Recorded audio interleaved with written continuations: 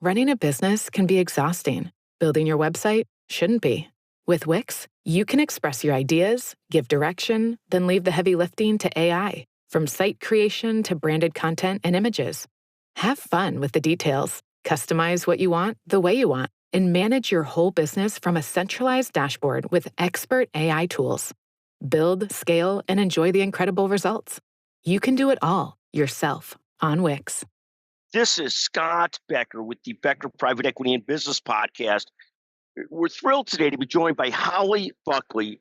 Holly leads the healthcare department at McGuireWoods. She works at the intersection of healthcare and private equity and is a tremendous leader, a force of nature. We're going to talk to her today about a subject that we don't often get to visit with, but used this subject recently with another guest and just had a wonderful podcast. The podcast topic today, Holly, is what's the worst career advice or professional advice you've ever received? You don't have to note who it was from. I hope it wasn't from me, but give us a second on what do you think of as bad career advice? What have you heard? What have you ever been told? Give us a few thoughts on what is bad career or leadership advice. It's funny because I think that the two things that first came to mind are probably not very profound or helpful to a broader audience, but I will share them nonetheless, just because they're the first thing that came to mind and you took me by surprise with the topic. But I think maybe there's a broader lesson that can be pulled out of them. So the first was when I was in law school and I was looking for work after law school, and I'm a first generation lawyer in my family, and I didn't really even know what a law firm was. When I went to law school, I kind of knew I wanted to do healthcare transactions and didn't really know the venues to do that. And there was a particular professor that had a pretty defined view of what a big firm lawyer looked like. And he told me that he did not think that I was big law firm material and that maybe I should seek a job in government, which is obviously a great place to work also and has a lot of opportunities. But he judged me based on his perception of what he felt big law was and what government was and what he thought I was capable of or fit for.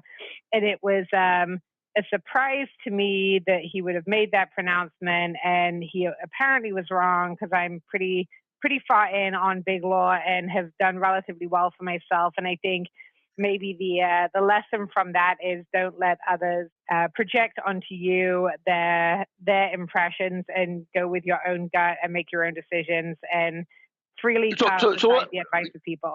Yeah, so let's take a second on that, because I think that's absolutely fascinating because there's so many different ways. One is I'll vouch for Holly. She's become an equity partner, a leader at one of the top law firms in the country, does tremendously well in leadership and in debt with clients, economically does well, all those kinds of things, and also runs a fantastic family with her husband and two daughters.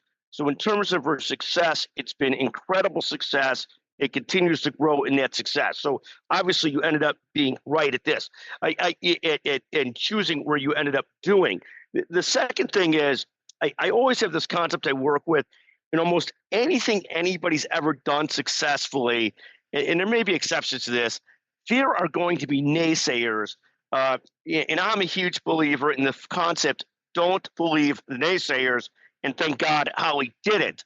Third is, and I'd like to dig into this a little bit further, the person who gives that kind of guidance, when he gave that guidance, and I think it's a he, I'm not sure, but you'll tell me, or he or she, because I might know who you're talking about, I'm not sure, but that person probably did it with your best interest at heart versus in a negative way.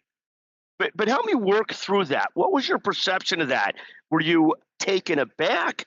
Did you view that as fuel for your fire? I know that I have a daughter who's incredibly talented, incredibly motivated, and if you ever tell her she can't do something, she may be upset for the moment, and when she's upset sometime, I will make the mistake once in a while of coddling her, and that goes very poorly. And then she jumps back after whatever she's trying to do. And she's quite determined and has a high motor, and then ends up, doing whatever, I told her, oh, don't worry, it's okay. And she goes after it. How did it feel? Was the advice meant in a good way? And how did you respond to that advice? So I don't think the advice was meant in a good way. And I was taken aback and it was fuel for the fire. In hindsight, I think the advice was given based on this person's perception of what a really good big law junior associate looked like. And I don't know that that was necessarily me. And I did do, relatively well as a junior associate. I think he perceived that I was not someone who would kind of quickly fall in line, put my head down, and just do exactly what I was told. And there was a certain kind of group of associates or of law students that this particular person would tend to support more, and they tended to be people who are much kind of quieter and fall in line. And I didn't really fit the mold that he thought you needed to be successful. Now, I think that the world has changed a lot. And I think we now expect more junior folks to be bigger thinkers and to push us as more senior people. And so I think his view was maybe a little antiquated. I don't think it was ill-intentioned when he said it. I think it was his genuine belief that I wouldn't necessarily do well. I mean, there's so much there. People that don't know Holly, she has a big personality. She's a natural leader. And they might discount the fact that she's also incredibly bright. She graduated from high school at 16, went on to college at 16.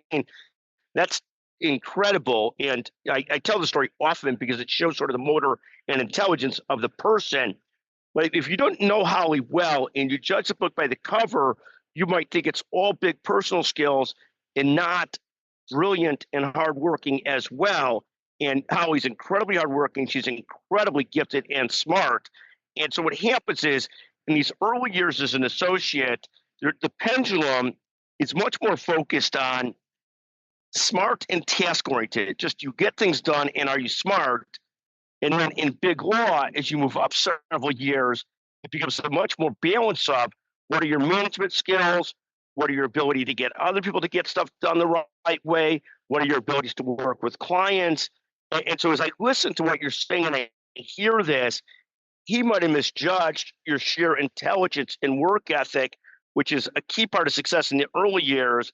And then as you get further into law, it's this mix of management skills, leadership skills, personal skills to go with very, very bright and very hardworking. And it's a fascinating thing because the most successful lawyers at the big firms, at the biggest firms, are often really smart people. We have another colleague who's a valedictorian who breaks the mold in this, but he was also brilliant and a great team leader. But sometimes our valedictorians are so good at being students. And I remember a brilliant University of Chicago lawyer we had who was brilliant, but couldn't get past the task thinking into the bigger thinking of how are we going to really take care of clients and help them move their business forward. And it's people like Howie that have that mix of all those skills, and those skills, to the mistake of the person who gave you this advice, those skills, if you get through the first few years, become as much or more important to the skills in the long term of a career. So it's a fascinating perspective that he had versus the antiquated view that he had versus what really is what makes it go over the long run. That's fascinating. Holly, let me let you continue to double down or give us another piece of horrible advice you got. I think the other piece of horrible advice that I hear really somewhat frequently, both directly and indirectly for more junior people, is around women and their dress codes and different more senior women's perception of how more junior women should dress in the workplace. And I think these comments in general are very misguided and I think are generally poorly received. So there's one particular line of this around how more junior women should have some very expensive pieces in their closet, a very expensive suit, say an Armani suit, very expensive shoes, and the message that sends. And I think this is a totally different topic than kind of the first one, but it was, again, the second thing that came to mind. And every time I hear these comments, I'm always just shocked that someone would make them. And there is not a scenario where they have been well received. And so I think in general, women need to probably let other women be and less asked. And in general, remember that people come from different levels of wealth, and recommending people buy Armani suits and very expensive shoes may not resonate too well with others. But I think this is actually a brilliant comment, and it goes to the heart of things. Yes, you got to look sharp enough. You got to look clean enough. You got to look all those things. And I wouldn't discount that. I'm not a great dresser, but I believe there's a certain level of professional decorum and dress that's needed. Now, that doesn't mean I need a $2,000 suit or an expensive suit, particularly to look sharp and clean. Far more important than looking sharp and clean. In the old days, there was this ad campaign that said image is everything. And sort of to the point that you're making, I think this is the absolute wrongest advice and sentiment there is out there at all.